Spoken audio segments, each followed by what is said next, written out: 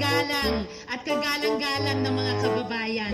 Palakpakan po natin itong ating Citizens Assembly.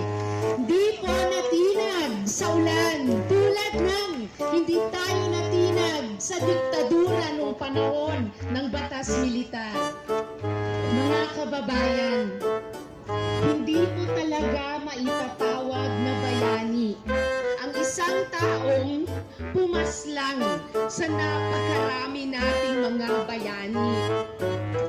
Nakakahiya naman po kina Lapu-Lapu, kina Rizal, sa lahat po ng mga tunay nating bayani, kung bigyan po ng hero's burial si dating Pangulong Marcos.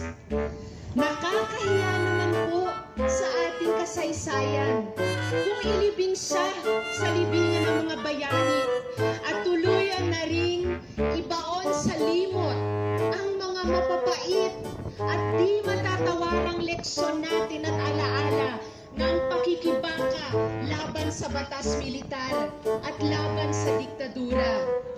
Nakakahiya naman po sa libo-libong mga nagsakripisyo, mga martir, mga tunay na bayani, kung ililibing natin siya sa lugar kung saan sila dapat ang inilibing, ang ginugunita, ang pinasasalamatan habang panahon ng ating sambayanan, sina Liliosa Hilaw at mga kahenerasyon niya at lahat ng mga nag-alay ng buhay ng marami